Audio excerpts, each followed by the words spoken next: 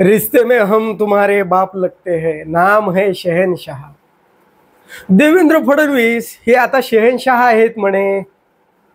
आणि जसे राजकीय पातळीवर या देवेंद्र फडणवीसांनी काही पाळीव पोसलेले आहेत, अगदी त्याच धर्तीवर त्यांनी माध्यमांमध्ये सुद्धा पत्रकाराच्या वेशामध्ये पत्रकार नसलेले भाट अगदी श्वानाप्रमाणे प्रामाणिकपणे सातत्यानं कुणावर तरी देवेंद्र फडणवीसांची बाजू घेऊन सातत्यानं भुंकत असतात। आणि अगदी तशाच पद्धतीनं ते आजही भुंकतच होते। ते म्हणतात की देवेंद्र फडणवीस हे शहनशाह आहेत, रिश्ते में वो बाप लगते हैं। नेमके कोणाचे बाप? महाराष्ट्राचे बाप, मुस्लिमांचे बाप का हिंदूंचे बाप? कुणाचे बाप म्हणायचे नेमकं? आणि का म्हणायचंय बाप? शहनशाह म्हणायचंय तर खुशाल भाटगिरी करताना आपण त्यांचा मान सन्मान करतोय का अपमान करतोय? खुशाल म्हणा।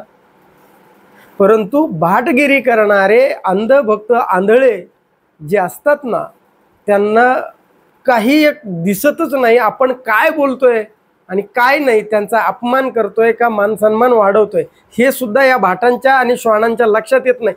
प्रामाणिकपणे भुंकणं एवढंच त्यांचं काम चालू असतं सातत्यानं। आता देवेंद्र फडणवीसांवर म्हणे की 5000च्या वर पाकिस्तानी या महाराष्ट्रामध्ये आहेत आणि यासाठी जबाबदार देवेंद्र फडणवीसांना जबाबदार धरलं जात आहे गृहमंत्री म्हणून। आणि जे 107 जे बेपत्ता आहेत म्हणे पाकिस्तानी, ते सुद्धा नाही आहेत। मग हे विनाकारण या बातम्या कुणी पेरल्या? आणि 107च का? कारण 107 आकडा दिला म्हणजे तो खरा वाटावा म्हणून दिला। अरे वा, मग हा आकडा 107चा आकडा कुणी दिला, का दिला? तर हे जर खरोखर पाकिस्तानी बेपत्ता जर नाही आहेत का आहेत, जर आहेत का नाहीत, नाहीत तर मग हे उपमुख्यमंत्री असलेले एकनाथ शिंदे ते म्हणतात 107 पाकिस्तानी जे बेपत्ता आहेत ते जिथे सापडतील ना नंतर तिथे ठोकले जातील। म्हणजे एकनाथ शिंदे हे नेमकं काय म्हणतायत? महाराष्ट्रातले काही 107 लोक कुठेतरी नागरिक बेपत्ता पाकिस्तानी आहे आणि जे जिथं असतील तिथून पाकिस्तानामध्ये चालते व्हा, अन्यथा पोलीस तुम्हाला शोधतील आणि जागेवरच ठोकतील। आणि मग देवेंद्र फडणवीसांना आठवण येते मी गृहमंत्री आहे। एकनाथ शिंदे जे माहिती देत आहेत ती पूर्णपणे चुकीची आहे, त्या बातमीमध्ये काहीच तथ्य नाही आहे। आणि मग देवेंद्र फडणवीस म्हणतात मी गृहमंत्री म्हणून सांगतो, काय सांगतो? एकही पाकिस्तानी महाराष्ट्रामध्ये राहणार नाही, कुणीही बेपत्ता नाही। आणि मग मी आपल्याला गृहमंत्री म्हणून सांगतो आहे, कृपया याच्यावर उलट्या सीध्या बातम्या करू नका। कोणी 107 नागरिक हरवले आहेत, एकही हरवलेला नाही। पाकिस्तानी नागरिक आहेत ते सगळे सापडलेले आहेत, सगळे बाहेर चाललेले आहेत, सगळ्यांची घालवायची व्यवस्था केलेली आहे। हे जे शहनशाह म्हणजे हे त्यांनी जे निक्षून सांगितलं गृहमंत्र्यांनी, ते या भाट पत्रकाराला असं वाटलं की हे म्हणजे शहनशाह। ह्या वाक्यामध्ये त्यांना शहनशाह आणि तो बाणा दिसून आला त्यांना। पण शहनशाह हा शब्द जास्तीचा मोगल सम्राटांना लावला जातो। शहनशाह अकबर, शहनशाह ते औरंगजेब, आत्ताच नाही का त्या धर्मप्रेमींच्या झुंडी आत्ताच ते थडगं उकरायला निघाल्या होत्या। शाह त्यांना समाधी म्हणतात, त्यांची समाधी आहे महाराष्ट्रामध्ये। पण ते थडगं महाराष्ट्राच्या दृष्टिकोनातून, शिवशाहीच्या दृष्टिकोनातून ते थडगं उकरायला गेलेले हे धर्मप्रेमी आता कुठंतरी त्यांना आणखीनही त्यांच्यामध्ये काय नेमकं, एकीकडं त्यांची उपाधी खुणावते, दुसरीकडे हे थडगे उकरायला जातात। म्हणजे त्यांच्या अंतःकरणामध्ये आणखीनही या मोगला सम्राटांच्या ज्या उपाध्या आहेत शहनशाह, ही कुठेतरी त्यांना सुखावते का? त्यांना शहनशाह होण्याची आंतरिक उर्मी, आंतरिक इच्छा कुठेतरी त्यांची राहिली आहे का? अहो, देवेंद्र फडणवीस यांना शहनशाह म्हणतात हा शब्द फारशी आहे, तो उर्दूतून आलेला आहे।